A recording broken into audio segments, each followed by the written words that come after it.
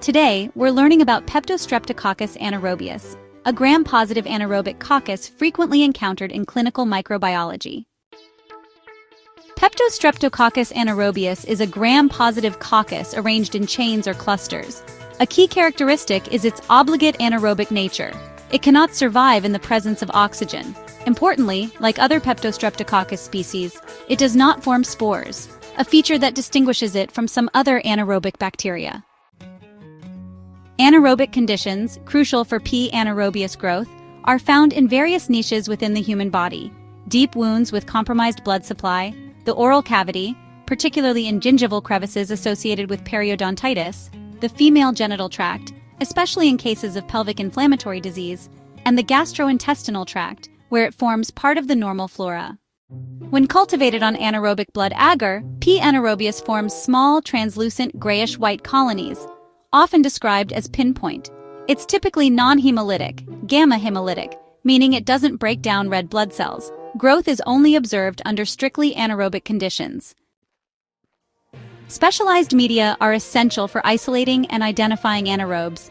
Brucella agar with 5% sheep blood, supplemented with vitamin K1 and hemin, provides essential nutrients and growth factors. Thioglycolate broth with its oxygen gradient allows anaerobes to grow in the reduced oxygen zones. These media must be incubated in an anaerobic environment, using methods like anaerobic chambers, gas pack systems, or other oxygen-reducing techniques. Neomycin agar, containing the antibiotic neomycin, is a valuable tool in clinical microbiology labs. It inhibits the growth of many gram-negative bacteria, making it useful for selectively isolating anaerobic gram-positive cocci, including P. anaerobius, from mixed cultures. While not strictly selective for P. anaerobius, other anaerobes can grow. It reduces competition from facultative anaerobes and gram-negative rods that might be present in the clinical sample. P. anaerobius, while a commensal in some areas, can become pathogenic when it translocates to normally sterile sites or when the balance of the resident microbiota is disrupted. It's implicated in a range of infections: oral infections like periodontitis and dental abscesses, pulmonary infections such as aspiration pneumonia and lung abscesses, infections of the female reproductive tract like pelvic inflammatory disease and postpartum infections, and infections of deep wounds, particularly those associated with surgical procedures or trauma.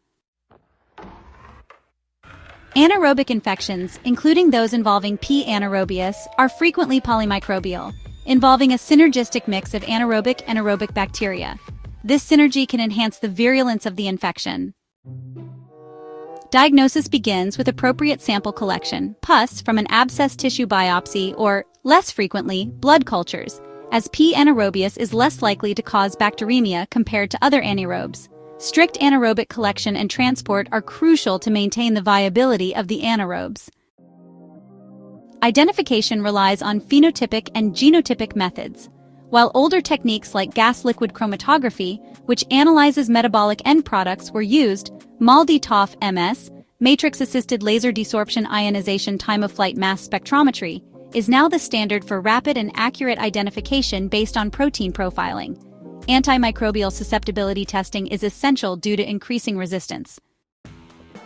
Treatment of P. anaerobius infections typically involves antibiotics effective against anaerobic bacteria. Commonly used agents include penicillins, including penicillin G, clindamycin, metronidazole, and carbapenems. However, antibiotic resistance is a growing concern, and susceptibility testing is crucial to guide therapy. Empiric therapy should be based on local resistance patterns. Always consult a medical professional for diagnosis and treatment. The information provided in this video is for educational purposes only and does not constitute medical advice. Subscribe and learn every day.